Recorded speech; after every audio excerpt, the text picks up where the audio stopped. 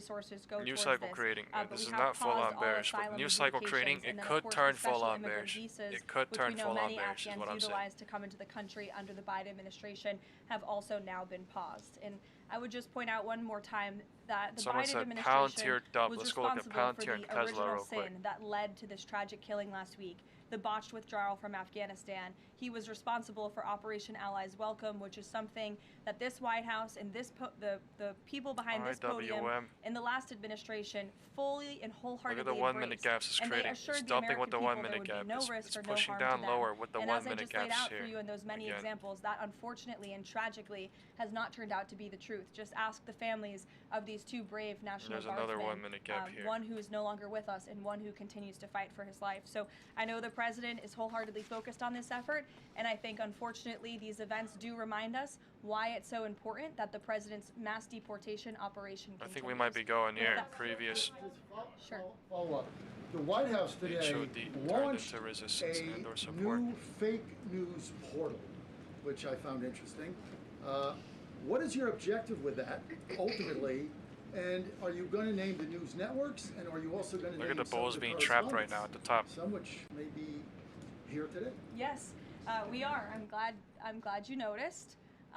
Much to the dismay of some of your colleagues in the room, John. And I think it goes to our original promise on day one to hold the media accountable. Look at the bulls because being trapped right now. Unfortunately, and we deal with this 12.10 all the way to day, every 150. day around here, there are so many fake stories that are unfortunately written that have inaccurate characterizations What's going on of right now? meetings that This is took what's place, going on. and Dead it's all cat based bounce on or anonymous bounce. Nobody sourcing. knows, and it's And literally the showing standard everything. for It's journalism, showing dead cat unfortunately, bounce, has it's showing dropped to bounce, such a it's showing historic dead low in cat this bounce, it's country. showing everything. And again, we deal with it every day. That's the most where you can have craziest an shit about anonymous this source all. who has no idea what they're talking about, zero credibility, Sean call up said, a reporter in "I Washington feel like and the say, drop hey, just I started." heard this, and then the next thing you know, it's on the front page of the New York Well, Times. that's It's because really the drop just incomprehensible. We started. appreciate the journalists, some of those who are in this room who do reach out for comment, That's who what try to usually get things happens right, when the and there drop are just some that starts. remain. You are But overwhelmingly, in the a fake news moment that we of a see probable pumped out of this deductible moment, building on a and the thing day-to-day you basis, deducted it's honestly happens overwhelming more to than keep up not. with it all. That And to just constantly means have you to defend deducted against these fake news something and these right attacks. when And I the will point out majority, one when fake news most story over people the got weekend before I trapped let you all go at the point from the New of York Times that took about trap. 1/3 of the president's What daily is the calendar trap? and his daily 12:45, schedule, and 110, said that he's bull doing trap. less than he did in his 155, first dump term, at or 2. he might not be fit for the job. 12:45, That is 120, unequivocally false, and bull it's trap deeply at unfortunate that 150, the story dump was at 2. written by the same outlet and the That's all same it is. reporter who wrote this. Time is Biden 2:10. is doing 100% fine after tripping while boarding Air Force One. Oh, same outlet, same reporter who I'm wrote at that 6K, President 1 Trump is not DT, fit I'm for waiting. the job. Are you kidding me? You all see him almost every single day. He is the most accessible It's the president only in thing history. I have left. He is I'm in taking nothing meetings else. around the clock. Another one. No Biden zero declared, DTs, quote, SPX, healthy SPY, I and don't give a vigorous shit, after nothing. his first presidential I left physical. no 1/3, 2/3. I don't see headlines like in that that too big often ass about red this candle. president. Again, So I same don't really reporter, play in the same 3/3 with the outlet zero who wrote DTs. falsely I over the kind of weekend have that a President Trump different is risk to not fit for the reward job. I can analysis assure than you other he people. absolutely I don't is. really You give all a shit see if I'm that gonna with your print own eyes on a 9K, daily 10K basis, with and the 1K president's in position fucking has 15 now minutes. I really given don't you give a all fuck. 3 I care detailed about being reports right. on the I state care of the about being president's health. green So with 7 that, I out will of leave you 7, all, and we'll see 5 you out of tomorrow. 7 days Thank in you. a row. I care about not being wrong. I care about not getting my account liquidated.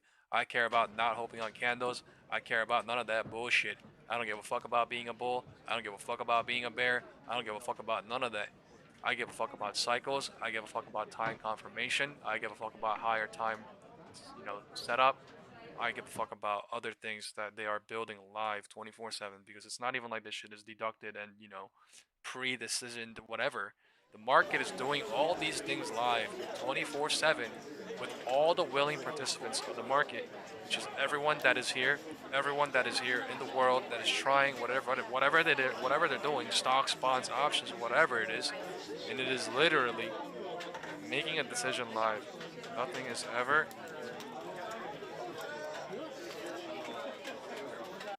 So whenever I need more space in my wardrobe, I done. Whitehouse live stream is over. That was the most anticipated event of the day.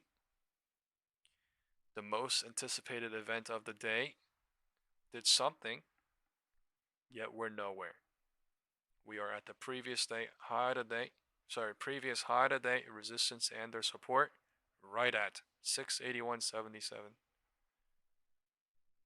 Breaking, dumping, trying. MACD going bearish as fuck on the 5. No volume rally up, just like the end of the week and 2, and then fucking going again. Let's see if this truly dumps off, right? Even if they don't break the LOD, I feel like this is gonna break the LOD into tomorrow.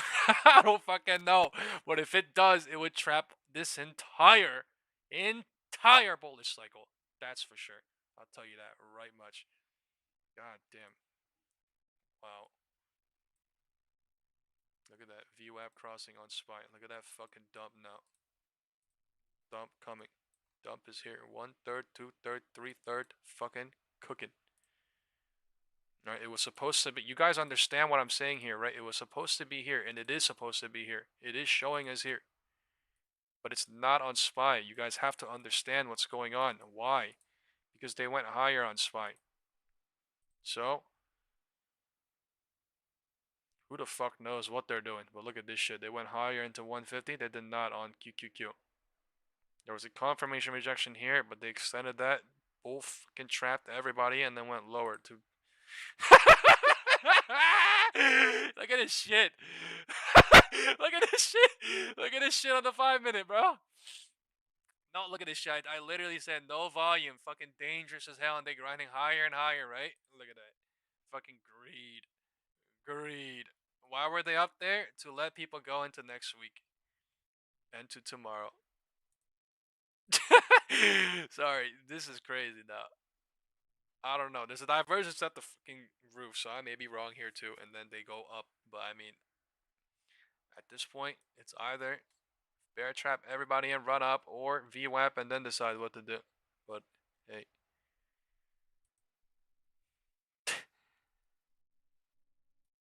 the divergence at the roof, right?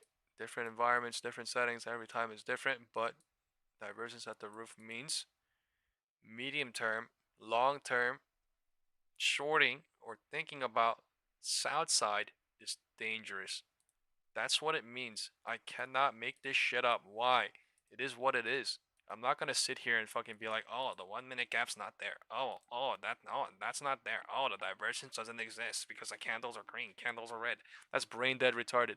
I'm literally saying these things because I've been a part of this thing, good or bad, and I'm just trying to call out what's most probable, what is probable, and what is set up they're basing off of. So, market is deciding whether to bounce up at 210 to go fill these gaps. Why do the gaps come? Because the market is pushing lower too fast, and too strong instability, whatever the hell. Big bears, big powers here, and they want to make the candles jump so that the setup is created later for the gaps to be filled later or not. Gaps are created going up or down because prices are moving too fast and there is not enough liquidity there, right? It just means that it's just not. It's a point of instability. That does not mean it's gonna go fill now, but it literally means for later. Nobody knows when. Hope. It could have went boop down. Nobody knows, but it's literally doing that right now, right? Gap, hope, gap down again, gap, fill, no. So this is still a bull trap. Alright, bull trap based off IWM alone. This is a bull trap based off IWM alone right now. Things are getting oversold though. Alright, things are getting oversold.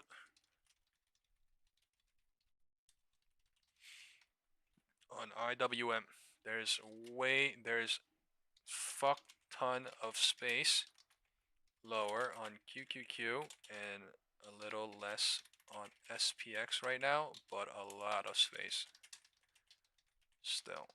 Alright, there's not a lot of space lower on IWM because of the 1-minute MACD going into oversold territory.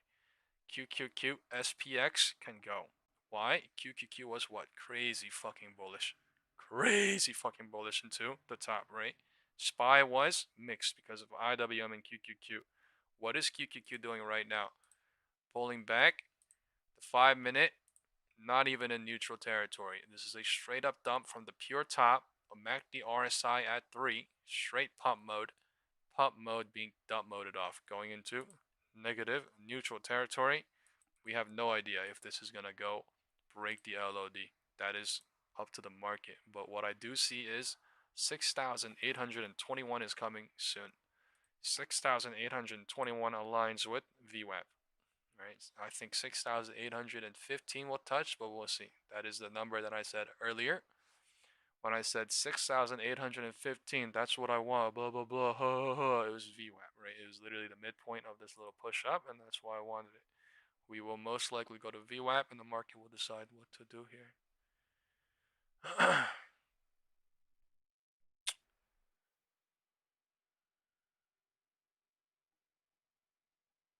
Yo, let's get the like button up, guys. Today was crazy. Let's not lie. Today was one of those days where it was fucking beautiful and amazing. So, hit the thumbs up button. Everyone have a beautiful rest of your Monday. And let's finish this goddamn day off strong. QQQ is dropping from 619 to 617. When did we do the poll? Right? 1:53 p.m. Who thinks 620 QQQ is coming tomorrow? We had 10 people vote, I do. We had 3 people vote, I do not. This is what I mean. The majority gets cooked. Most of the times, based on probability and setups. You get what I'm saying here? 10 people voted at when? 1:53 p.m. We did the poll at where? 1:53 p.m. at the tippity top. 10 people voted. I do think 620 is coming on QQQ into tomorrow, and we had 3 people vote. I do not think 620 is coming into QQQ, and I literally said 620. I don't think is coming, right? And that's what the fuck I mean. How fucking crazy is this shit, and how fucking dangerous is that, right?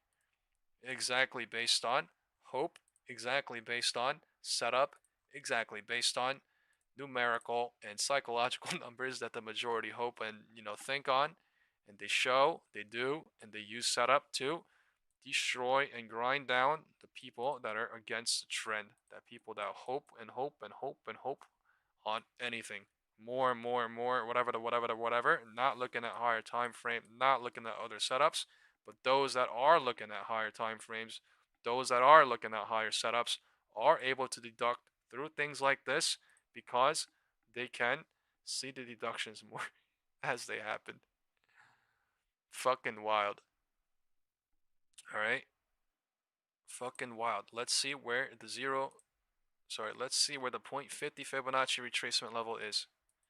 0.50 Fibonacci retracement level is 680.32. So let's see if 681 breaches VWAP, and then 0.61, or sorry, 0.5 Fibonacci is 680.81. I'm retarded, sorry about that. 680.81. Let's see if it goes there or not. We are right above VWAP, so if we bounce here for 20, 30 minutes or 10 minutes, it could also be 0 DT, theta burn, cook, and then decide what to do. 0 DTs could be, I don't know, you know what I mean? IWM gap exists, IWM 1 minute oversold, SPX 1 minute oversold, QQQ 1 minute oversold. Things could probably bounce to go gap fill 1 or go gap hope and then decide what to do after the RSI is reset. Let's see. I don't fucking know. Why the fuck would I hope and figure? I mean, I don't know. I just literally just go off what the chart is literally telling me and what I can deduct. So I'm at 6.2K. I technically should be leaving on this candle, but I have not. I am waiting for VWAP still. The fact that we're here tells me we're about to go lower. The fact that we're doing this shit tells me all these bulls are in danger again. This shit tells me we're in a new 1/3, 2/3, 3/3 cooking today's new 1/3, 2/3, 3/3 bullish cycle from 9:30 into 2 p.m. and 2 p.m. is grinding it all down. That's what I see. There's a fucking dump off of 2 p.m. And when did I say this? At 2:01 p.m. I said there's a dump! Exclamation point! Exclamation point! Exclamation point! Alright? I said 2 p.m. change something. Realize that before it's too late. Big time direction changed at 2:04, 2:05 p.m. And then at 2:06, that was the last time I actually said full on dump. They extended the bull cycle and I explained everything. Confirmation lower, 12:45, 1:20, bull trap, extended, blah blah blah blah blah blah.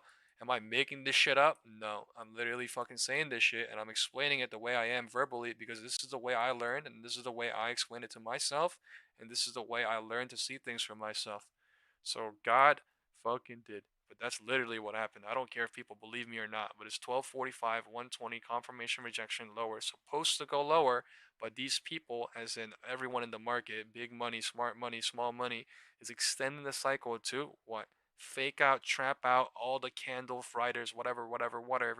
They can make small money, but at some point, all of them get liquidated for what? The new move, 1/3, 2/3, 3/3, that they do not expect, because they cannot expect it when they're biased. This is why you need to be able to, be not biased. Fuck the bulls, fuck the bears, right? Look at what someone's saying in chat. Flatten says, "Is there news now?" Question mark. Wow. You get what I'm saying? I'm not even trying to be mean here, but isn't that literally what I said earlier? Isn't that literally what I said at the tippity top? I was like, once this shit happens, people are gonna start saying, "What happened? What's the news?" And I'm gonna just say it's based on setup, right? And this is literally what I mean. You know what I'm saying? But guys, please hit the thumbs up button. Thank you so much. I'm at 7.8K, but thank you so much. Please hit the fucking thumbs up button. But I swear, this is literally what I meant. They're gonna go fucking dump this shit. I don't know about no LOD, but this is actually a dump. I don't know about a fucking LOD, but look at this shit. 1/3, 2/3, 3/3, and they cooked what? All the 3/3 since when? Since 11:30 in the morning. That's not a joke, dude. That's 11:30 in the fucking morning. Oh man, we're right at VWAP. Right, this is the 0.50 Fibonacci retracement level. Right, let's see if the market truly dumps here. I am still in. My 3 SPX puts 6835 into December 2nd tomorrow. Wow.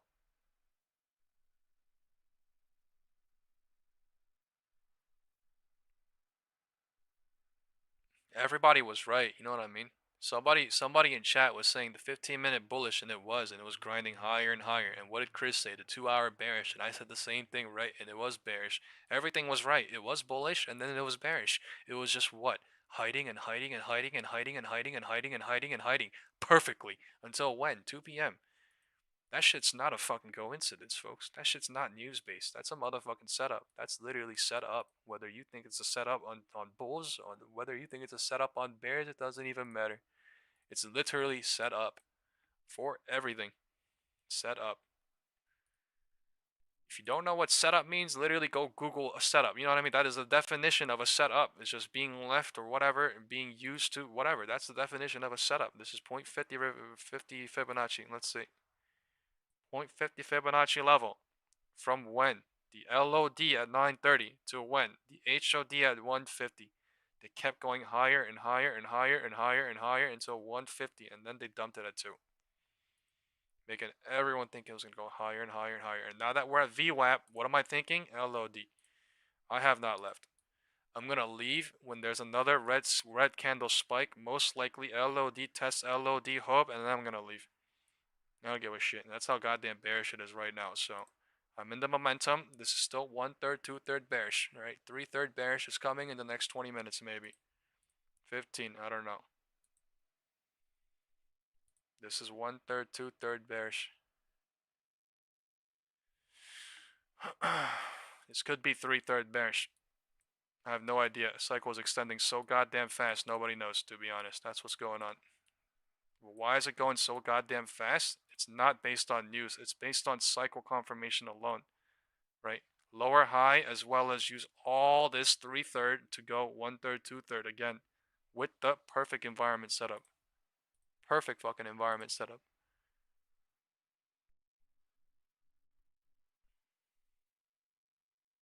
Time is 2:25.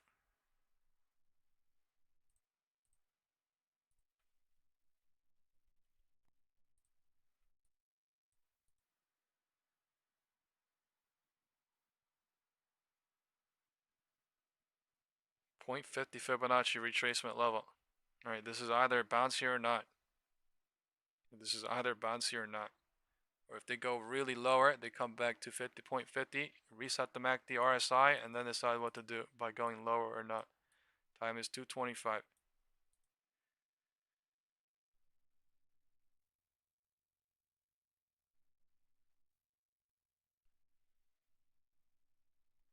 It's so goddamn bearish right now. Look at IWM2.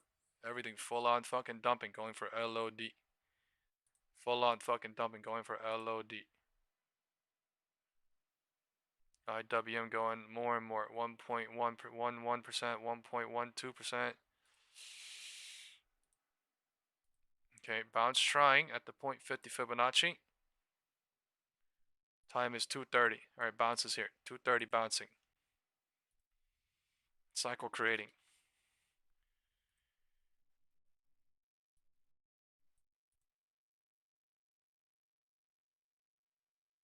My contracts are at $26 each.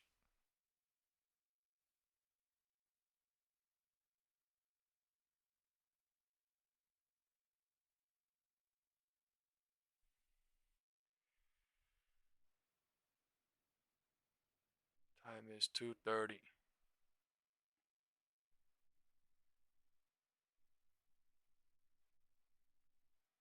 $230 bounce to VWAP. Why? MACD RSI oversold. Maybe things are getting reset. Look at the MACD. It's so low volume on the 1 minute, but there's volume on the 5 minute right now. That's so wild. You can't even tell when there's volume or not. You gotta look at the 5 minute. Come on, baby. One more nice spike candle. That's all I'm looking for here. 2. LOD test hope. This is the midpoint. We are at the midpoint of the intraday market cycle right now. 680. 679 and below.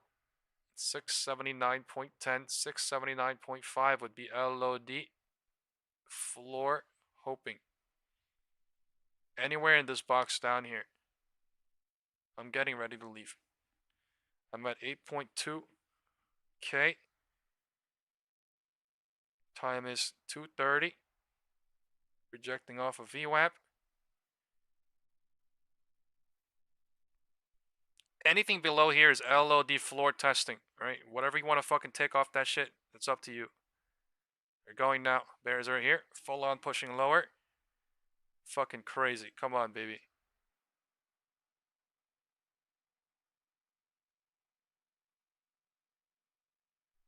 Oh my god. Please, man. Let's go. One candle. LOD floor testing. LOD floor hoping. Whether this candle is it or another candle coming, I don't know. But this is basically candle hoping, candle testing now. Not on QQQ. Look at how much more bearish it is on SPY right now because of IWM. IWM is melting. Melting.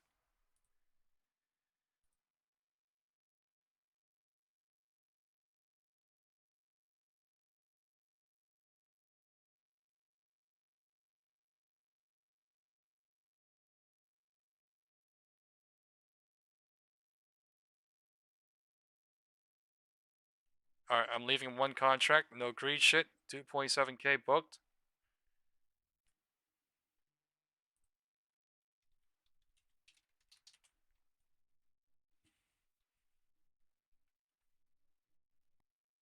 I have 2 left.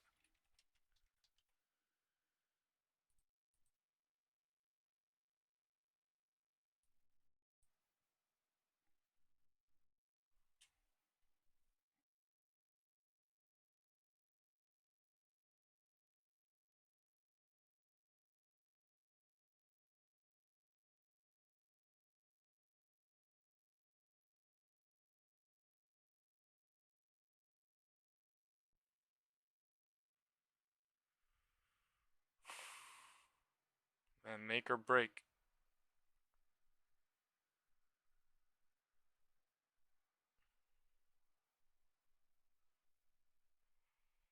Make or break. Man, that shit was wild. Look at the gaps. And that's how bearish. Look at how, I'm telling you, that's a true dump. 2 p.m. dump, and they push down with the 1 minute gap, and they don't even, they're so fucking far below, they don't even want to go, they don't even want to look back. That's a true dump. That's a true dump. Off of what? 159. Off of 205. That's a true fucking dump if I've ever seen one. DOUMP, DUMP, DOUMP, DOOOMP. DOOOOWOMP. Motherfuckers, I've been saying this shit since fucking open. And people are fucking saying, you dumb as hell, talking about going off candles, but this is literally what happens going off candles. Let's go! Let's go! Holy shit. Alright. LOD testing, LOD hoping right now. This is 2:30. This is true LOD testing, LOD hoping. So goddamn bearish. You're about to fucking bust down the floor. Holy shit. My contracts are at 3K each now. Crazy. This shit is greed now. Alright, it was at 4K at market open. I'm being greedy as fuck now. I ain't gonna lie. Come on. One more candle. Alright, true LOD test. This is on SPX. Look at the fucking 1/3, 2/3, 3/3 cooking right now. And I literally said when at 2:20 or I said it at 2:20 that this is the 1/3, 2/3, right? And the 3/3 coming in 15-20 minutes, right? And this is literally the 3/3. This is what the fuck I'm saying. This is the 3/3. Time is 2:35 and they're going crazy lower and I'm fucking leaving right now. This is LOD testing, LOD hoping. $6,400 I'm out right now. Holy shit. I don't give a fuck. I really don't care. I'm not gonna wait for fucking 8K, whatever. If I didn't, oh yeah, it's literally, I'm out. 6K. I'm out. Fuck that. Oh my god. Yo, nah, I'm not gonna sit there and fucking play for 2 more K on 2 contracts and get fucking cooked. Literally, I almost got cooked off of that shit. Wow. Only way this possible is they trap everybody literally on that mountain. Literally on the mountain. 6844. And I literally said, no, they're making people hope now on this. And it's so damn close. And they destroyed it all. This one move literally destroys it into tomorrow, like an entire week and next week. So before that, it looked like it was gonna run. No cap. No cap. I'm done for the day. Alright, GG's folks. That's what you call a good fucking day. And I'm up $4,800. And I'm fucking done. People are mad as shit that I am not bullish. But I mean, what the fuck can I do when the higher time frame setup literally says you gotta watch out on fucking going long? You know what I mean? And it can't be literally every day bullish as fuck. It's literally impossible. When did I say it was bullish? Last week on Monday, when IWM started fucking running. So, you know what I'm saying? Man, the people that really watch my live stream, right? People that don't really go in and out really truly understand because I've been saying shit live 24/7, even in the entire of last week while I was doing my, premature moves because of the SPX gap. But still, dude. That is LOD testing, HOD testing, sorry, LOD testing, bouncing, whatever you want to call it, LOD testing, LOD hoping. Let's see what happens. Time is 2:35. I think this is a fake bounce, but the MACD RSI is so goddamn oversold. It could be bouncing for quite a while, and there's a lot of bears here. From the roof. The roof to the floor. 1/3, 2/3, 3/3. So we will see how that cooks as well. But they just cooked it like this as well.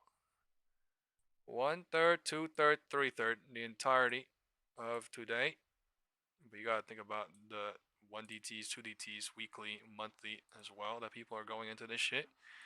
And they did this, and then now you gotta think about the 1DTs, 2DTs, 3DTs that people are going into short side, even 0DTs, and they're fucking bouncing. So market always bounces, cycles, whatever, going lower or higher. It just uses setup, it uses certain things. People do not look at levels that have marked, HOD, LOD testing, whatever the hell that people need to do to come up with a mechanical systematic approach that works for them, and they are confusing and trapping everybody, the majority. 235 bounce to 240. 240 is deciding what to do. Man, look at that perfect fucking exit too. I literally left that when 233. When the fuck was 233? 233 was the last literal red candle at the bottom, man. That's how fucking beautiful it is. Why? Because I'm literally watching the time. 233 in my mind signifies what? 235. If it bounces at 233 or 234 or 235 or 236, then I'm going to be waiting at 235, 240, looking back in time, being like, oh, it bounced. So what do? I'll leave into the big ass red candle. Why? That is near the floor. Why? This is midpoint hoping, and they're fucking burning bears now. Wow, man. Yeah. Beautiful day. I'm done for the day. Like, I cannot. Like, look at this shit, man. Look at this. They're burning the bears now, too. All these bears down here. Oh, my God. But still, I mean, this is small cycle in between. But yeah, you cannot lie. That was one godly deduction. Thinking, oh, midpoint, go LOD, LOD hope, LOD test. I don't care if they're going to go break and then bounce. Figure out what to do. I've seen this shit countless of times. Going upward and down too. Like, oh my God. I'm not going to sit there and hope. Like, maybe I'll play this shit and then leave. But like, yeah, dude. Man, this shit is fucked. This shit is fucked. I love it. I fucking love it. I love it.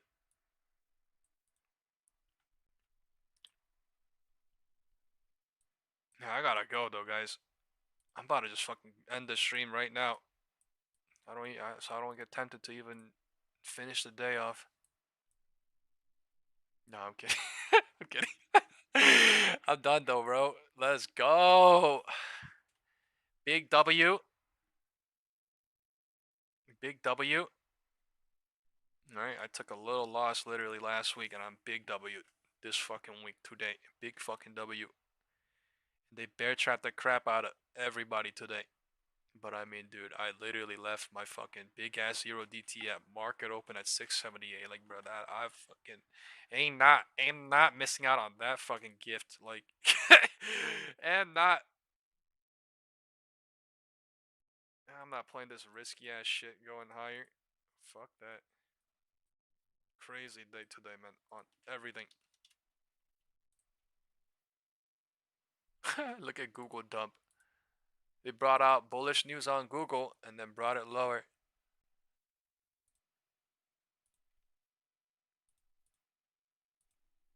Fucking amazing. I'm done. Have a beautiful day.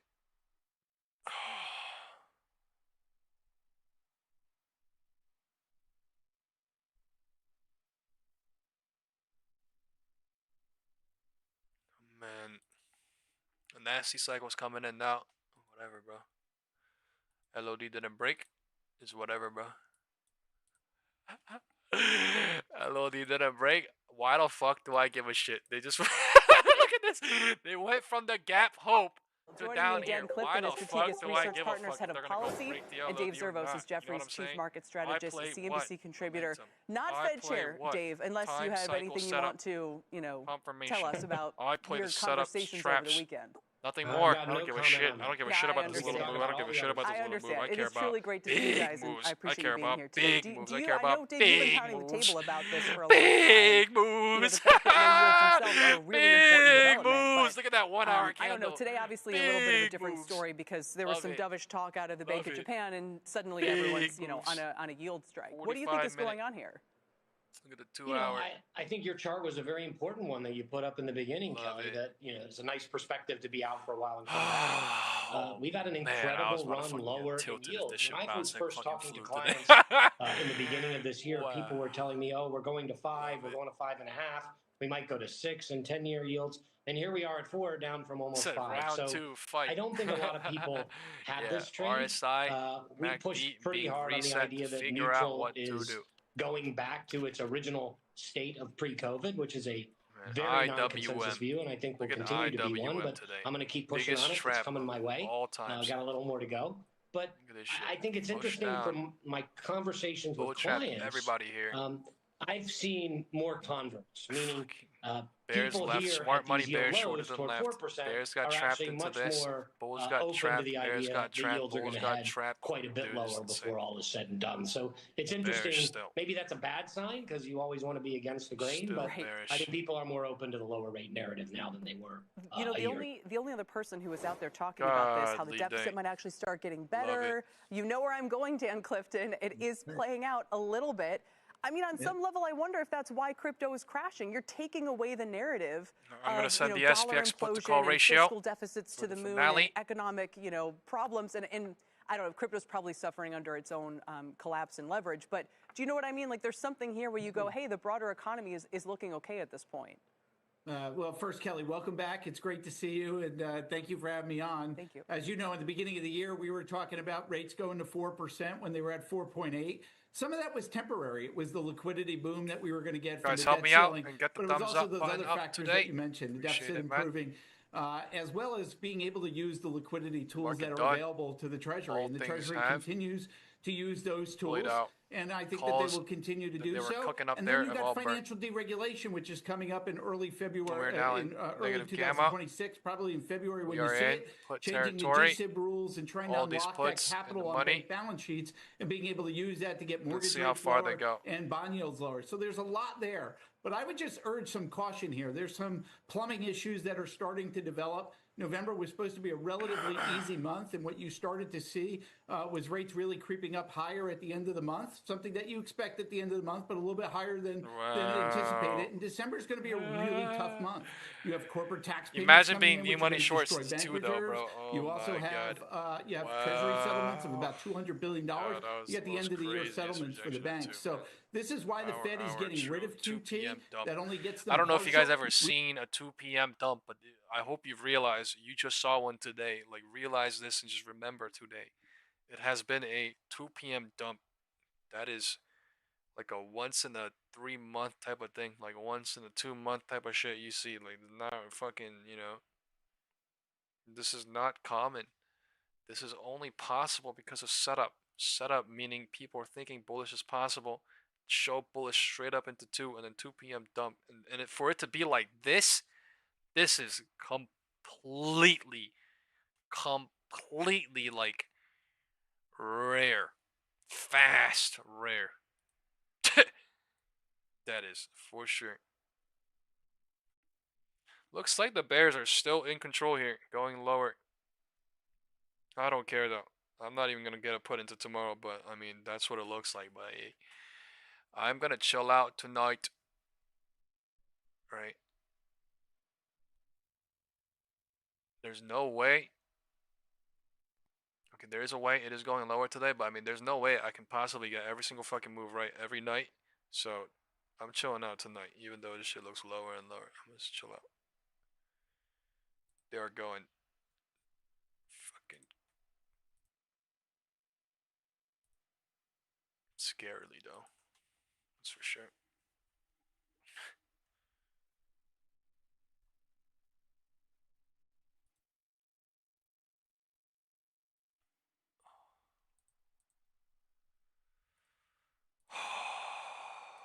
Man, that shit was stressful.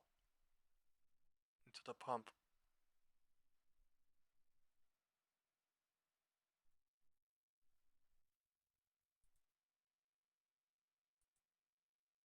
$45. Screen for colon cancer already. And cancel brunch? Ask for Cologuard. It's effective and you can screen at home. It's for people 45 plus at average, not high risk. False positive and negative results may occur. Ask your provider for Cologuard. Let's bring Canaccord Genuity Managing Director, Equity Research. This is the analyst 3/3 Joseph Vafi. Joe, great to have you with us. All right, this is the 3/3. So the stock has been up more than Bitcoin itself. So how do you make heads or tails of the stock and the move? Well, I think, Melissa, the best way to look at MicroStrategy is you've got an operating company balance sheet that can take advantage of equity and debt to be able to opportunistically buy Bitcoin. And the company embarked on their Bitcoin acquisition strategy in, I think, August of 2020.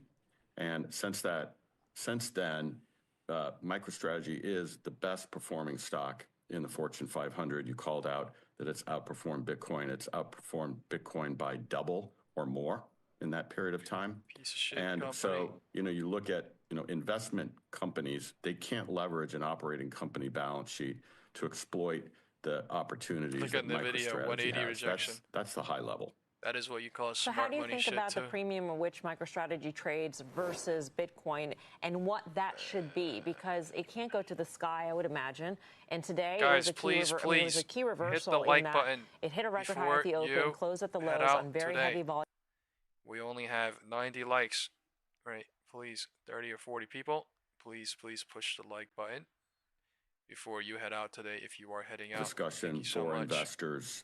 The premium has expanded.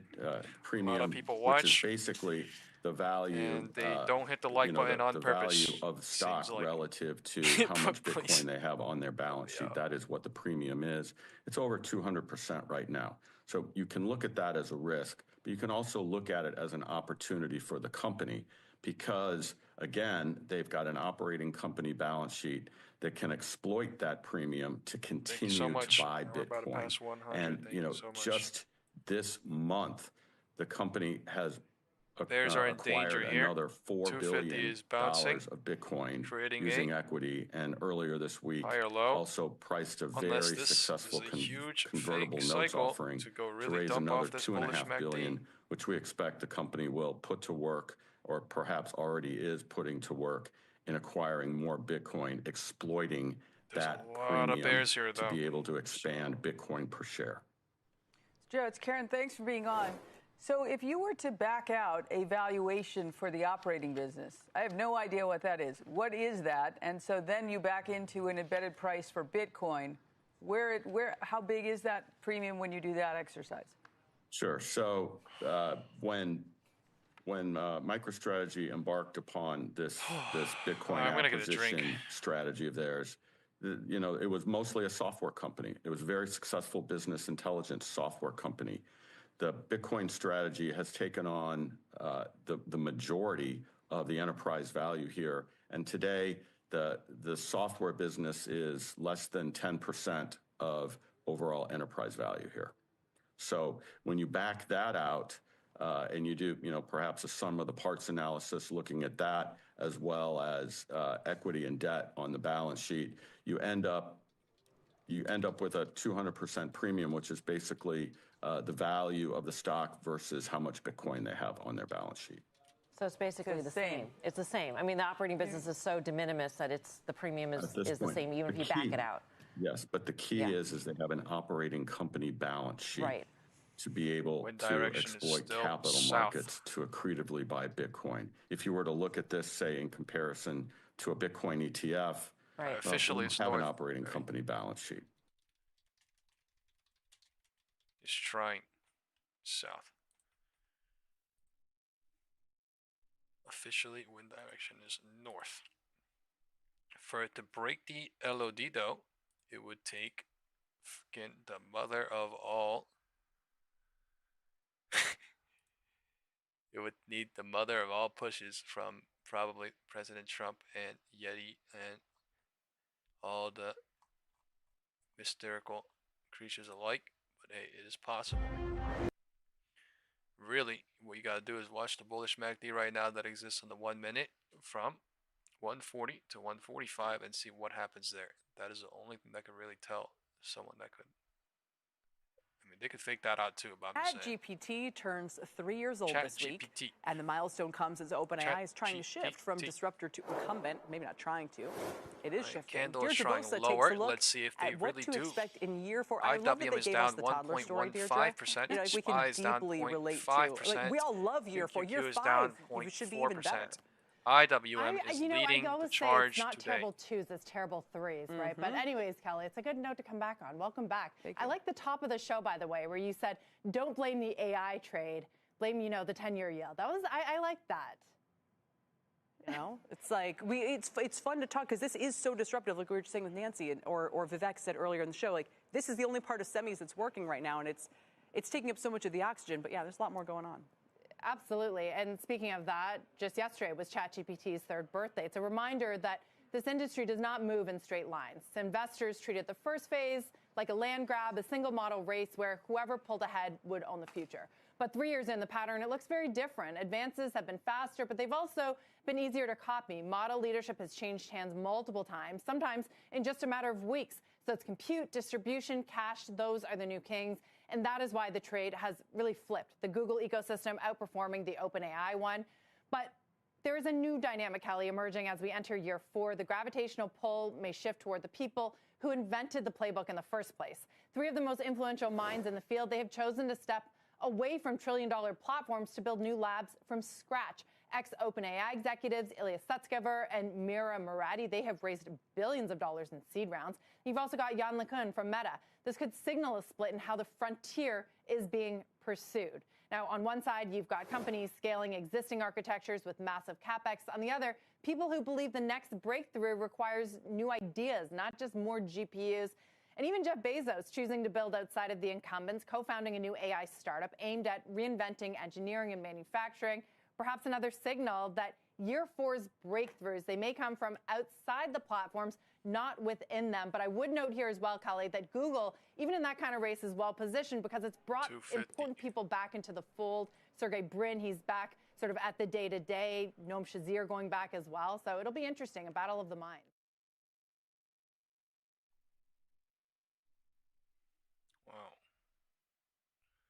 Wow. What a beautiful day. Wow. How was today for everybody? Right? Let's see. Was today good? Was today bad? All right, what did people do? What? Cannot lie. I think today was very trappy for some. For most, it might be safe to say. ETF Edge. Holy shit. All right, welcome back to the halftime report. I'm Dominic Chu. Now, earlier this month on ETF Edge, I shorted literally on Friday and I got out of market open. Like, I don't know how the fuck this would have, like, roughly 90% of single stock ETFs and leveraged or inverse strategies are owned by retail investors. They've been a favorite of bullish individual investors, and demand for increasingly complex products has skyrocketed. But as volatility spikes, it might be time to reassess potential risks versus rewards. So joining me now for the discussion is Mike Coe, strategist over at YieldMax, co-founder of OpenInterest.pro. He's also a CNBC contributor. Look Mike, crazy bearish right here, and then crazy options green candle coming to stop it all or something. General markets vis-a-vis what these ETFs are doing with inverse and leverage Tyler type said, products. bang, bang, bang, was down 1,000, closed up 400. Let's go. Nice. I saw you earlier saying you were up 400, you were down 1,000, but like, yeah, dope, man. It came back. ETFs. And as a portion of the overall ETF market, these things still remain quite small. So if you can imagine, there's maybe 150 billion in J&J said like lost this, 300, then switched to puts, then made it all back. just I have a of question. what So the were you in, AUM look, for earlier ETFs when you in in the calls and United you were up, States were is you at, alone. In the United States, did you, ETF what's it market called? is substantially Did larger you than just it not is in the decide to rest take of the world. profit, or like, Now, I think that the spirit were of some in of profit, these things is quite or good. like you I were mean, playing what for you're the trying top, to you know what I do mean? is give There's like a lot of people strategy too playing access short, to they people, get caught basically up, like democratize here, and then it goes up. strategies for people who don't either have Were you the here, and ability then you played, or and the then you were time playing more, to or were you implement some playing of these from here, strategies and then it got reverted themselves. on? And You some know of what I mean? those, as you point out, That's kind of what I'm curious include on. leverage or inverse positions. A lot of the ones that we manage, for Flan example, said, include options overriding. Ochoa But said you know, one down of the important things to 37% at one remember is point, that, of course, and then this is a DCA double-edged sword. The sold to power be of green. leverage, which can Thank benefit God. you when asset prices are rising That's and thank volatility God, increases, or you start to see big drawdowns in the underlying J&J said, stocks. yeah, I only sold one Those out of things the are 3. going to Shake my bite head, a bro. little That's bit harder in the this is levered products literally what happened typically. to me And I last think this week, is something man. I that swear. retail And investors probably that's want why I to be have the aware rule of. of like, oh, And I'm not really going to do quickly, this before we bullshit let with you the go, 50%, for this part of the 95% discussion, thing, Mike, and then stay if with you one or take a some look shit, at but the like true literally, transaction costs of every time I implementing some of break these that types rule, of like leveraged last or week, and inverse I'm in strategies really versus good using profit, the and I don't ETFs take half, or I themselves don't take 1 and or paying 2, the it ends up fees, fucking where toasting do my the shit. fees Like, it's stack up? so fucked.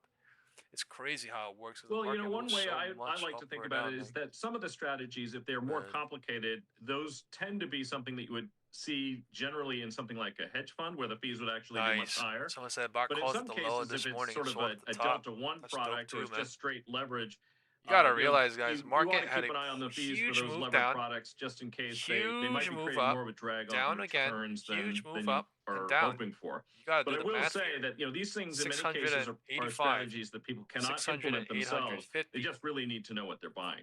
All right. 25, we are going 25, to continue 50, this conversation over at etfedge.cnbc.com. Mike is going to be joined by You get what I'm Nate saying? Like Geraci 50, of 100, Novadius Wealth 150. Management We're doing to like talk 150, broader 200 ETFs point and move right leverage. now. It's So just Scott will set things back over to you. we can't tell that it's 150, 200 point move because it's just going up and down, up and down. But like it is literally moving. 680, 6850, 6800, 6830, 6800, 6800, 6850, 6816. Look where we're at right now. 6816, and this is where I said 6812 is I think going to come today at some point, but wow. Somewhere below VWAP. It actually came. Let's go. Beautiful. Oh my. Oh my. Oh my. Look at these fucking chop cycles though near the floor. It's getting dangerous out here. It's getting scary. At the bottom, LOD 0DT. Wow, man. It's fucking crazy. To literally sit here and to hope on more and to get chopped up here and to fucking get fucked. I honestly, it might have happened to me if I stayed another minute, but like that's literally what's going on because I left at 233 exactly. That's happening exactly right now. The bottom range of the VWAP. That's crazy. I would not have expected that, but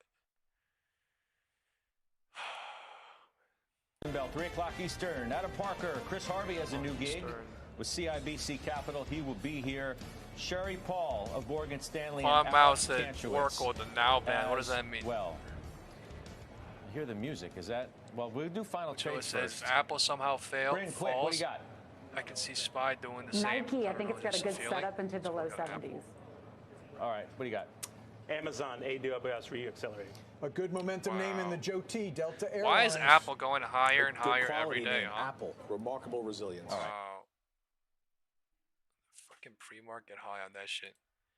And Rick, this really sent reverberations globally. People say it's why Bitcoin's down today. Pre-market. It may, indeed it may. And we're going to get to the Japanese side at the end of this because I have some interesting charts. Let's start at the chronological beginning coming into our time zone. As you look at 2s and 10s for 1 week, they popped out of their recent range. They popped through that ceiling, basically just under 3.5 for a 2-year, right around 404 for a 10-year. And it happened, well, it happened along with all the other issues going on globally. Look at a 1 month of 2s and 10s. Really have reversed course. And once again, I don't want to sound like a broken DVD, but we have hard time staying under 4%. And once again, that does seem to be the case. Now, let's get back to Japan. On the 19th, most likely we'll see a rise in rates by the Bank of Japan. They've been hinting they may do intervention in the currency market. But they learned many years ago after decades of intervention, it really wasn't something that worked out in the long run. It was a waste of money. That is However, crazy shit. 10-month highs against the yen and the dollar. The market able to push out like that, man. 33-year highs against the yen. And today, as Kelly reported, 10-year yields hovering around 186, highest since 08. If you look at a 2-year on that chart, also the highest since 08 has never been above 1%. There is a divergence at the floor. So all of this, of course, is affecting our rates as well. But maybe it isn't going to be the contagion so much on the actual rates moving up as it's going to be about all the issues going into supply and bigger question. And I'll leave you with the biggest question of all. Will the Japanese investors stay more at home to try to control their markets versus invest in our long-term notes in bonds, which has been a big help, of course, as we issue more and more along with the rest of the world. NVIDIA looks big question. Kinda, Brian, it's already played with. I low-key want to short Tesla or Palantir, but maybe a little bit early. It is looking bearish, I'm not gonna lie. It really does look bearish. Palantir looks fucking crazy nice. 1, 2, 3, 4. 1, 2, 3, 4. Yeah. I think I'm gonna do Tesla, dude. Like a little bit.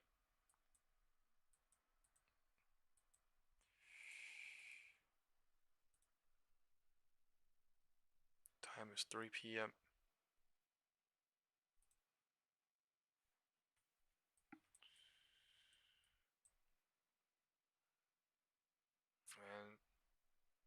There's a gap here too. It's the most wildish. Actually, it's not a gap. I don't know. This looks okay though, for me. Just Palantir and NVIDIA, twins.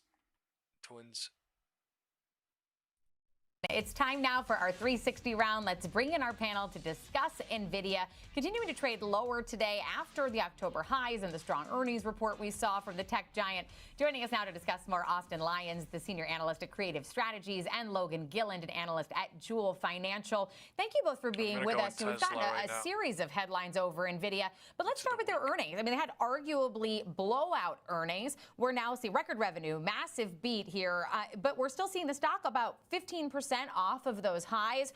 You know, Austin, as you look at this, is NVIDIA okay, or is NVIDIA at risk in this, you know, continued downward movement of volatility we're seeing? Hey, Marley. So NVIDIA is doing great. Like you said, earnings were a blowout. And if we look to hyperscalers earnings calls, you'll see that the big four, Meta, Google, Amazon, Microsoft, they all said they're going to increase their 2026 CapEx spending. They're accelerating. And those, we're talking $100 billion for some of them in 2026. And NVIDIA will capture a lot of that. So as a business, NVIDIA is doing well, and they will continue to do well in 2026. I think there's still the question about the stock price and if it was priced to perfection and maybe some risk sentiment around that. But NVIDIA, as a business, will continue to do just fine as we look to their customers who are telling us they're going to continue to buy even more NVIDIA. And Logan, as you take a look at this and this strong quarter that we got from NVIDIA, just blowing out of the water the expectations that were expected, is this just simply a case of the expectations being too high? I mean, we just heard Austin sort of echo that perhaps that may have been some of what we're seeing here, but is that your belief as well? Why are we selling such a strong quarter? Yeah, I think there's a number of things that have to be kept in mind. I think the overall sentiment in the market has been, wow, we've had an amazing run with AI. It's been phenomenal. But are the valuations across the board in AI artificial intelligence? Are we overanalyzing? Are we overestimating what AI can do artificial in the long term? intelligence? And the expectations are obviously extremely high, and NVIDIA passed those. I mean, you saw the stock in the morning hours of that day after earnings.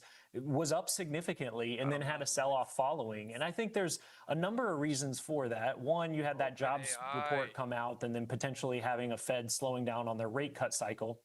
But two, you also have the competition that's coming into place specifically with Google and the new chips that Google has been selling specifically to Meta potentially. I know they're working on a deal. We haven't had the finalization of that. But that's legitimate competition for NVIDIA, who's really been the bell of the ball and that everybody has been looking to and everybody's been chasing. So if you get some real competition in the space, price to perfection, whatever you want to call it, NVIDIA has been priced of they are the #1 chip seller and are going to continue to be, and they will be for a long time. But if they have any slowdown in growth whatsoever, a $5 trillion company just a few weeks ago is going to have some volatility. So I think it's expected. I think there's a sentiment shift across the board in the AI space for, is this really the valuations we're putting on these AI companies? Is it really justified? And Austin, I'd love to get your thoughts on that here too. You know, we got this Google Meta story. We saw push to the downside for NVIDIA, but they're not the only player in this game. And we are talking about AMD. Apple even has its own in-house chips. How much of a threat are these actually to NVIDIA's current market dominance, in your opinion? NVIDIA. Yeah, so AMD competes creating GPUs for customers, and then there are several hyperscalers that are making their own ASICs or AI chips, basically AI accelerators. Google has a long history. They're on their 7th generation of TPU. And right now we are compute limited. There's more demand than supply. And so you can argue that people will continue to buy NVIDIA, but they're also looking at anywhere they can get compute, they're looking for it. This is a bullish cycle. Google has a great chip. They're their own internal customer for this chip. And now they're saying that not only are they going to rent it to others, which they've been doing, but they're looking at potentially selling it to others. The counter argument is that it's not that easy to just suddenly become a merchant vendor of silicon. You have to have software that everyone can use. You have to be able to support it. So we are seeing lots of other companies like Anthropic commit to using Google's TPUs, but that doesn't necessarily mean that anyone's going to stop using NVIDIA's GPUs. I do think in the long run, that is competition, and whether it's AMD's GPUs or these AI accelerators, that could put pressure on NVIDIA's margins. But I think the pie will continue to expand for the amount of compute needed, and these are just other players who are coming in to take a small slice of that. But NVIDIA's, will continue to expand. And Logan, part of that expansion is potentially this China wild card. We're starting to hear some rumblings that there may be the possibility of selling the H200 into China. That could be a huge market. How big of a swing factor is it if we start to see some of these restrictions lifted? And then how quickly does that translate into revenue growth? Yeah, I do think it's a wild card. I mean, Jensen Huang said this morning on CNBC that he didn't know for sure, but it would be a great bonus if it did come along, although the business is still strong. And the stock's up this morning on the Synopsys news that they're investing about $2 billion into that company to expand what AI can do. NVIDIA is not going to stop. They have excellent cash flow. Their revenue is unbelievable. I think it was $57 billion at the last earnings report. So they're going to continue to grow and expand and continue to do well. It's just if they really have a $5 trillion valuation, if that's justified, and I think the market's grappling with that to a degree. But there are avenues that this is going to continue to grow. Yeah, the AirPod Pro 3s, bro, they're like $240. They're like $240 right now on the Cyber Monday deal for like 12 more hours. I wouldn't chase the stock after that news comes out, and I wouldn't chase it before then. They have the best active noise cancellation in headphones or earphones. So I low-key bought a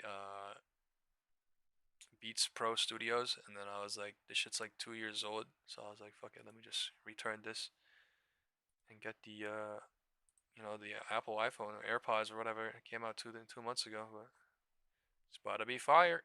It's about to come, I think, on Wednesday, December 3rd. So,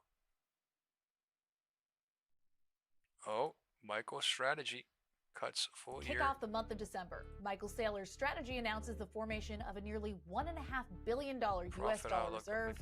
And John Wang, head of crypto for Kelshi, explains the company's launch of tokenized predictions on Solana. It's beautiful. What does Welcome the market to say CNBC's today? Crypto World. I'm Mackenzie Sigalos. Major cryptocurrencies retreated sharply alongside stocks this morning as volatility continued into December. Now, as of noon Eastern, Bitcoin dropped nearly 8% to the $84,000 level after falling to a fresh low of $83,857. Yo, they're about to blame this shit on BTC. Ether cratered more than 10%, and Solana's SOL token dropped. Oh my god, what the fuck? It dropped 7% today. You're lying. To the $84,000 level after falling to a fresh low of $83,857 this morning. That's Bitcoin's lowest level since April. Ether cratered more than 10%, and Solana's SOL token dropped even more by 11.5%. Bitcoin and Ether are now on pace for their first negative year since 2022. To fall in Europe the fresh last month. slide in digital assets coincides with a broader risk-off sentiment at the start of a new month. Liquidations and macroeconomic concerns, including uncertainty over a possible rate cut in the U.S., continues to weigh on investors, while doubts over exaggerated valuations and AI-related I'm about to wake up at Tesla at 4:08 tomorrow, maybe. No, I'm kidding. Hopefully, fuck. Okay, let's talk about that'd be the best fucking week ever. Strategy is forming a nearly $1.5 billion US dollar reserve. According to the news release, the reserve was established. Bitcoin was at 91K last week. Someone said, "Damn." And interest on its outstanding dividends. Now, the funds for the reserve were raised through the sales of common stock, and the company initially plans to keep enough money in the reserve. Yeah, apparently the AirPod Pro 3s, if you have them on and like you go into like in the middle of the street in New York, you can't even hear the cars. Like it's dangerous actually. You can't even hear the cars in the left or right, bro. Its full year profit I really want some really good due to the recent big drops in Bitcoin's price. Maybe I was gonna Saylor announced on X this morning that the firm had added to its Bitcoin holdings, bringing its total stake to 650,000 tokens. Now, as of noon, strategy shares dropped more than 11%. Damn! Hold on, at 151? Rethinking its U.S. strategy as it seeks to added to its Bitcoin holdings, bringing its total stake to 650,000 tokens. Oh, where is this? As of noon, strategy shares dropped more than 11%. God damn, dude, you know MicroStrategy was at 187 when I wanted to short like 2 weeks ago? What's that bitch was literally at 187. Oh my god, I thought I was late too, or like 170 something. 150, wow. That shit must have went like 1,000%, like every other day. Like, what the fuck? Wow.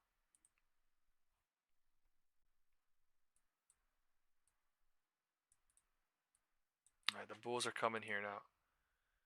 Bulls are coming in, commandeering the ship. Tesla is also getting bounced on, but I don't give a shit because I'm going to hold this shit into this week probably. But I mean, the market is literally bouncing, but yeah, it's only Monday. Thing is, there's a fuck ton of time left on Tesla, and it doesn't look that great with this low volume. The market is saying, let me eat them 0 DT puts, I don't care, and then we'll figure it out tomorrow anyway.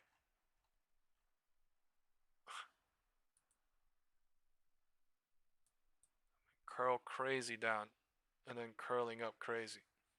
Or I'm sorry, dump down crazy, destroy everything up here, and then curling up crazy here, destroying everything here too.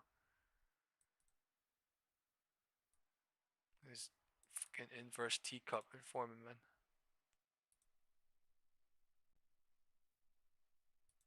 Like, I don't know if it's gonna go higher. It's something like this though.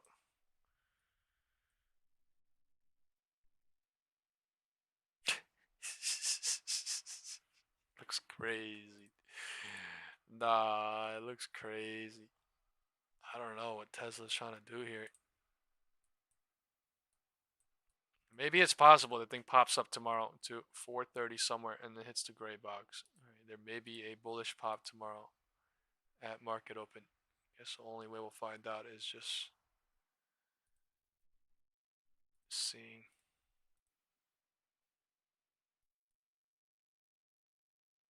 This is the day.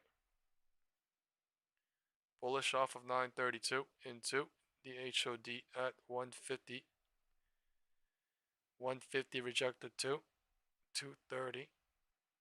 5 at 233. 235 is bouncing to 315. 315 is deciding what to do here.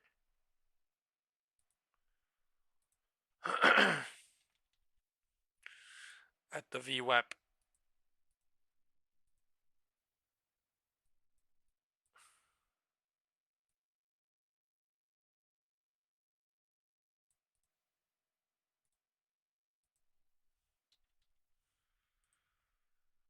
Oh, golly. Alright, Giselle, it's time for you to get chat blocked. Out here, keep spamming some crypto scam bullshit. Alright, go find another channel. Holy. No break every 3 minutes. Like, what the fuck? Fuck out of here. Your butt.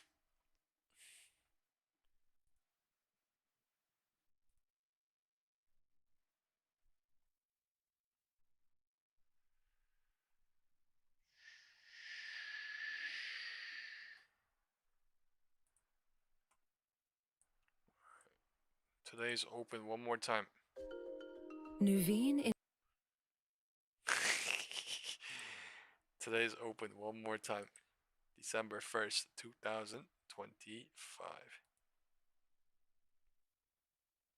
Is watching. And I think that's never we've just never seen a cycle with these extremes of demand versus supply. Also, many people feel NVIDIA charges too much. By the way, on that call, Morgan Stanley goes bloody red from 235. There's the opening. Meaningless. Here's the opening. That's the Dutch boy. I mean, look, Damn. Fucking everything but defensive.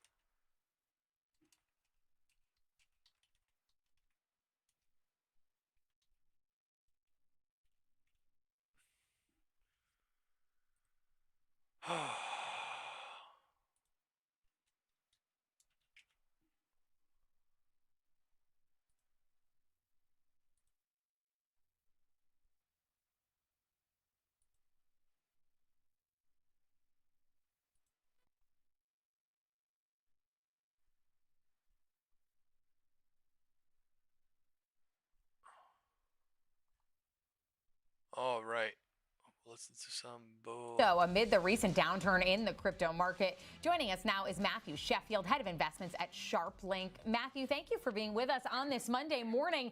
Certainly a morning we've picked to discuss crypto and this recent sell-off. I mean, dare I even use the term crash to describe what's happening in the markets right now? What are some of your thoughts here?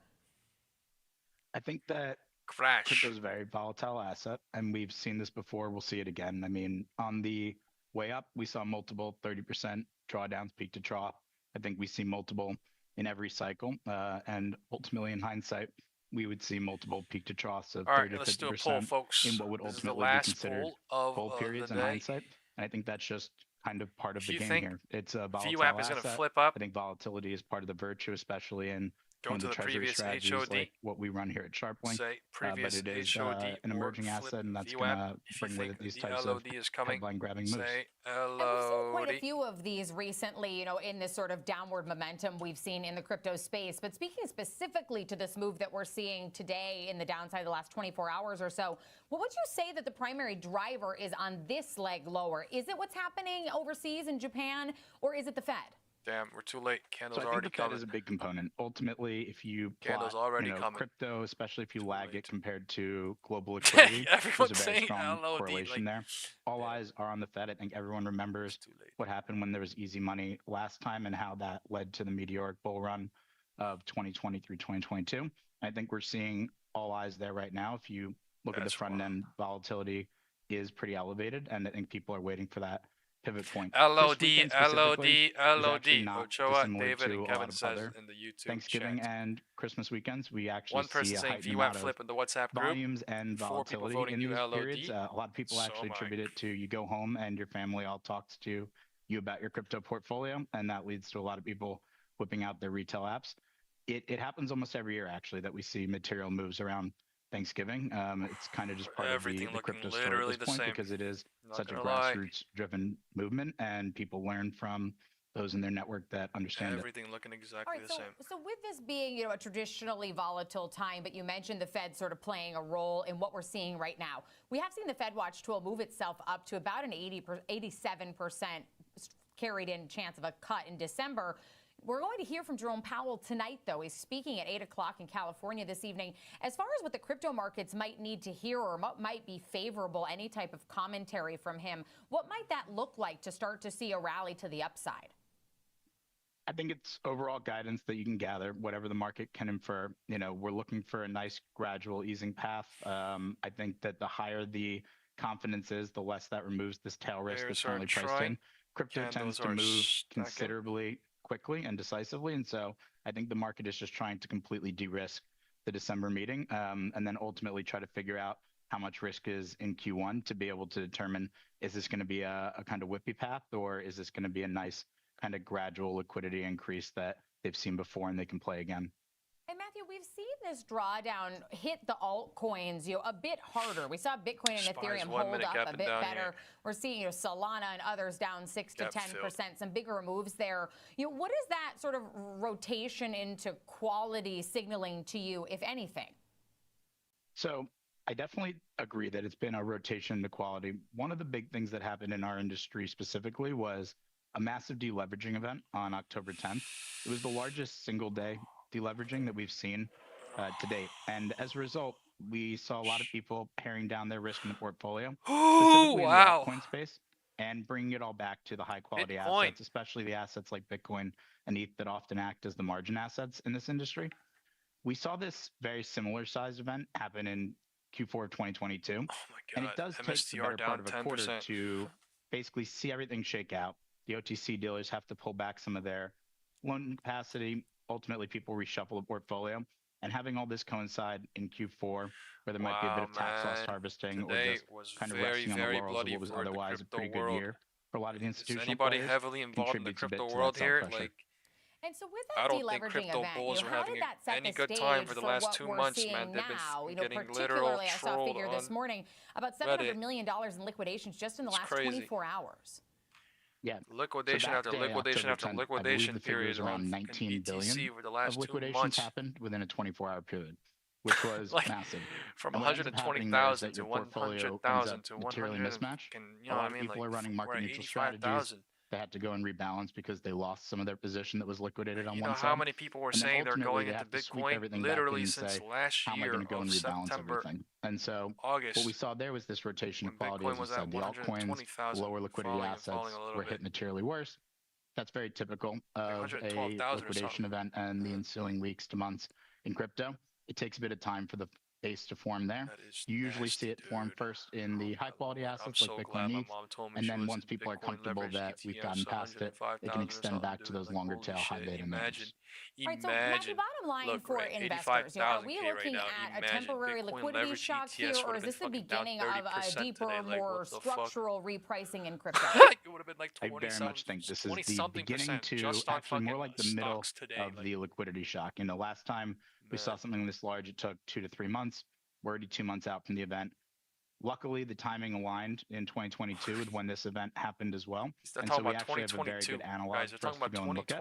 And I do think that this resolves itself pretty shortly. The market's already starting to show signs of it. We're seeing leverage has already been taken out of the system. We've seen some basis collapse, which is really helpful to showing that people have taken off the remaining positions that they need to go rebalance from. And so I very much do think this was a short-term shock event that the market is mostly recovered from, but it does take a little bit of time to get everything in place. And that Q4 element I mentioned does contribute. Matthew, thank you for being with us for the insight on this crypto sell-off we're seeing. So far today we're seeing Ethereum, Solana, XRP all down more than 9%. Bitcoin currently down more than 7%. That's Matthew Sheffield, head of investments over at SharpLink.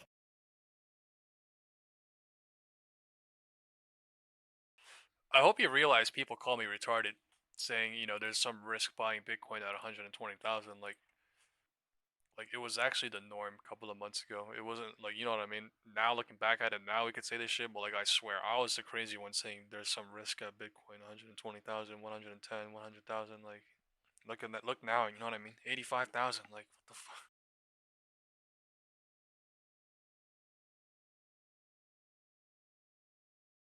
This was not even 2 months ago. I swear this was in October. I remember having this conversation in another group because I literally left them because they would not be reasonable, and I was like, yeah, they were just telling me, we're not serious people. We're not full-time investors. I was like, I get that, but like, that doesn't mean anything. That doesn't really mean anything. You gotta, want to be special basically to become special. You gotta want to become a smart money institutional player to become a smart money institutional player. You know what I mean? Man, market has been so volatile for the last month, month and a half though. So volatile. Even October too, going up crazy.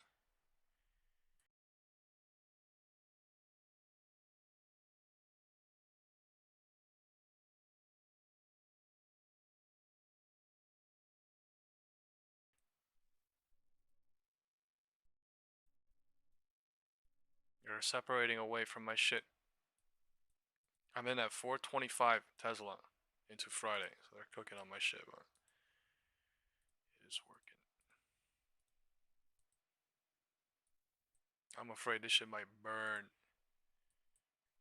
That I might have went in way too early, but honestly,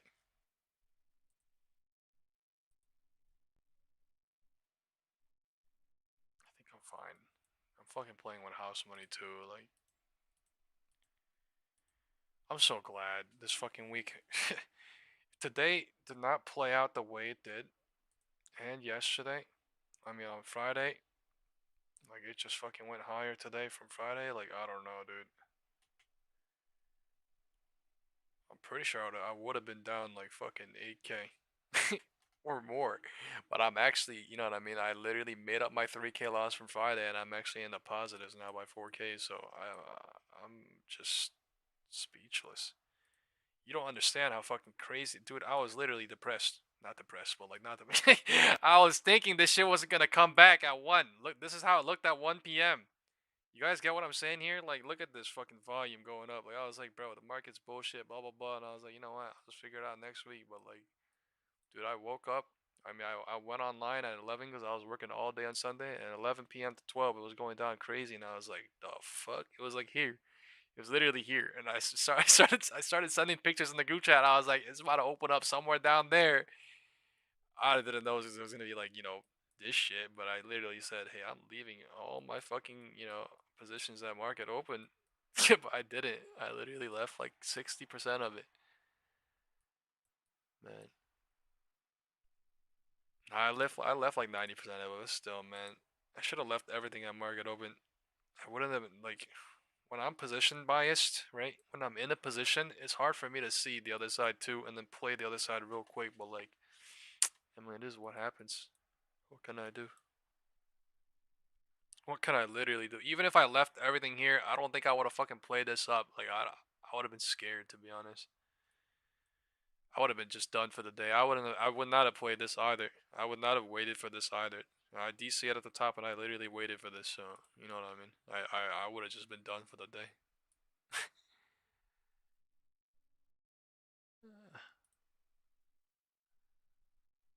Today's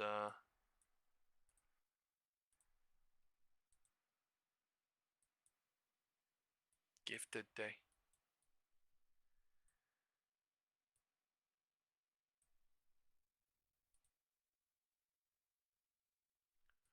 NVIDIA.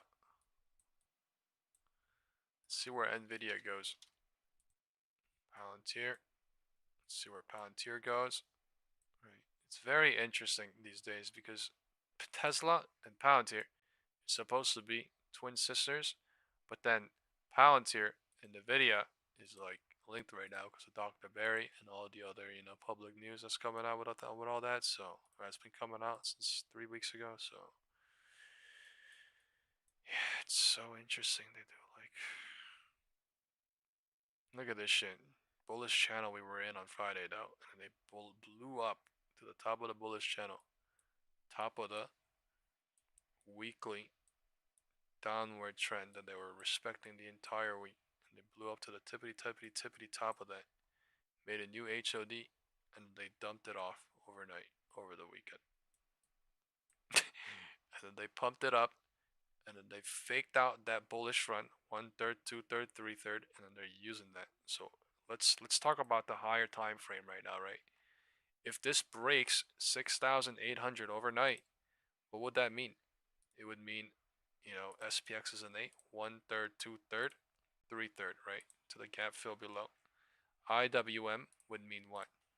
All right, let's go talk about the higher time frame, folks. All right, now that we're doing jack shit. IWM would mean what? If it breaks the bottom of 245.44, it would mean 1/3, 2/3, 3/3 cycle extended. It would mean this entire bullish cycle was faked out. It would mean this is a part of 1/3, 2/3, and it would extend the cycle 3/3 if it ever breaks 245.44. Why are we talking about this? Because it's closer here than that. Oli, you're getting blocked. Thank you. All these crypto bots coming into the live stream, it must be because crypto is down fucking bad. They need liquidity. Insane. I don't give a fuck though. Get the fuck away from us. Alright, time is 3:30. I swear, bro. That's what's going on. Crypto's down crazy, so they need some dumbass to come in, and liquidity can only be found, you know, where there's not. So it's probably what's going on with that. 3:30. We are fucking flying on Tesla. We are at the box here, whether to break the low. If what happens if the floor doesn't break? Then it means we are truly in a bullish cycle. 1/3, 2/3, and then 3/3. 248 tomorrow. Fill all these gaps tomorrow. That's possible too. What would this mean? It would mean it's something like this, right? 1/3, 2/3, and then the floor never breaks and then it bounces. So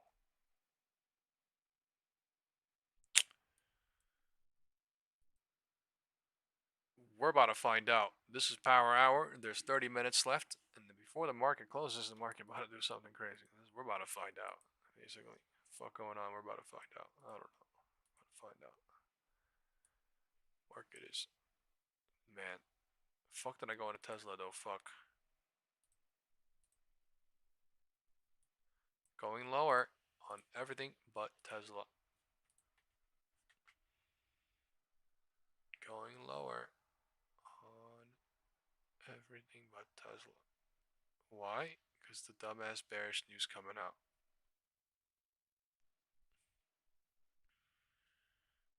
Low.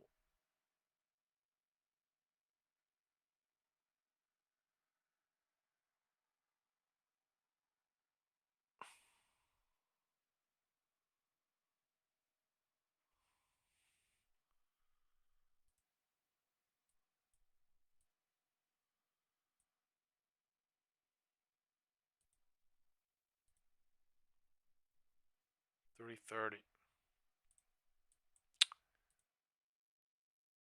IWM. If IWM breaks the floor, it's GG's for bulls, man.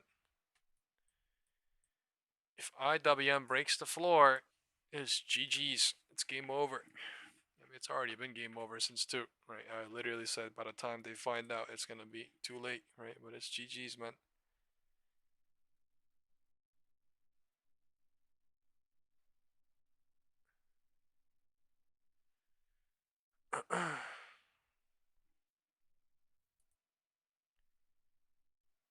This is GG's. 6, 8, 18 again.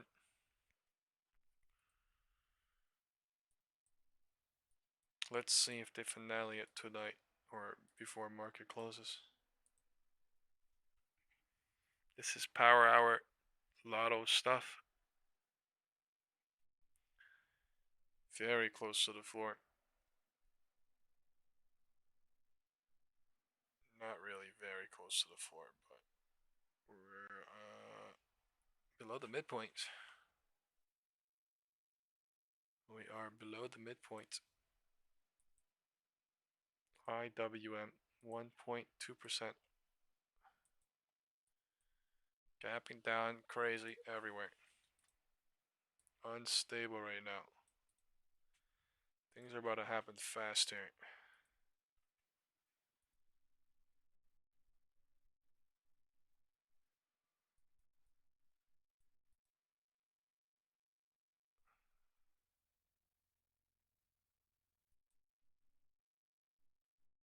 This is the 3/3, right? Only the greedy piggies play here. What am I talking about in the 3/3? Since the top. 1/3, 2/3, 3/3.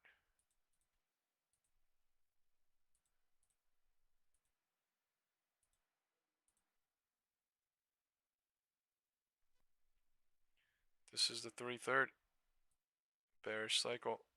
Who plays in here? The piggies. Who are the piglets? I don't know. You tell me. There's piglets up here that got burnt. There's piglets up here, down here playing.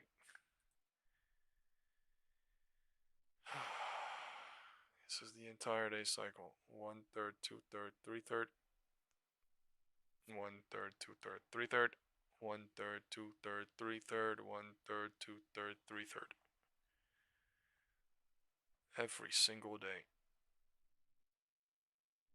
Just when we're at the true bottom, when we're at the true top, everybody just thinks more and more and more lower or more and more and more higher.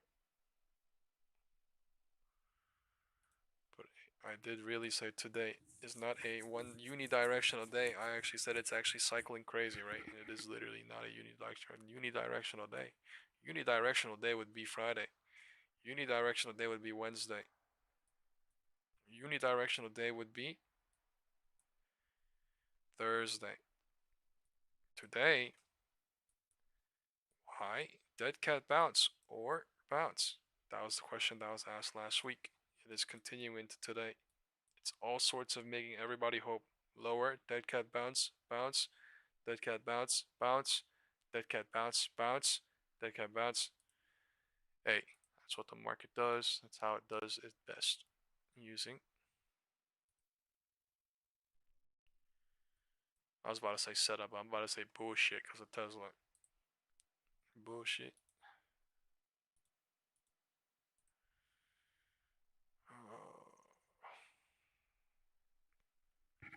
Did you guys find today interesting? Did you guys find today hard? Did you guys find today bullshit? Did you guys find today fun? What's the emotion? Did you guys find today FOMO? Did you guys find today cool? Like, what's the emotion we're feeling? Can we get a little talk about that?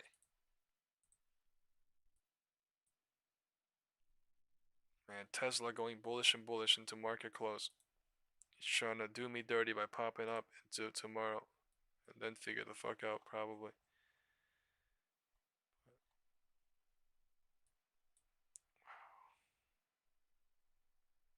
Maybe this is not the best thing to do. There's so many bears here. I could get burned tomorrow. There's so many bears.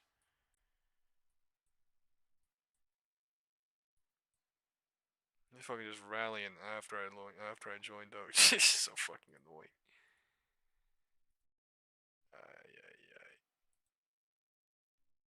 Don said today was bullshit. Love Basketball said I missed my setup earlier, so I just chilled out. Chris said God did. God did.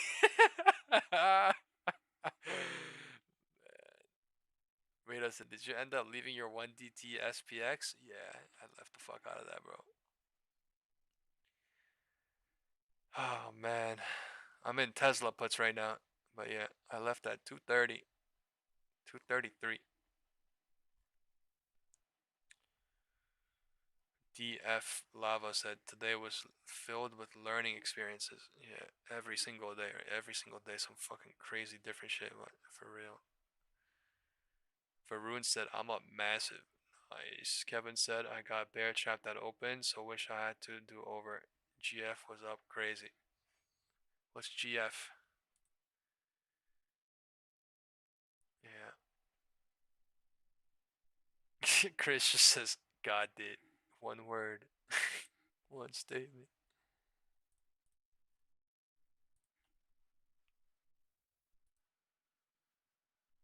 Alright, guys. I gotta go. I love you all. I'll see you guys tomorrow. But, yeah. I'm gonna see what happens on Tesla. I think I'm gonna stay in, to be honest, but it is looking bullish as fuck. It was down 0.5% and it is now at 0.15%. I don't like it. What the fuck? What the fuck? Hell nah. Hell nah.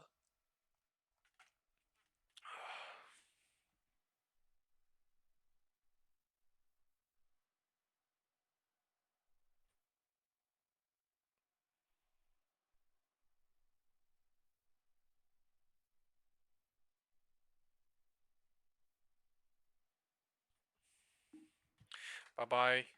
Yeah, see you guys. Hit the like button on the way out. Thank you so much. Thank you, everybody. Bye-bye.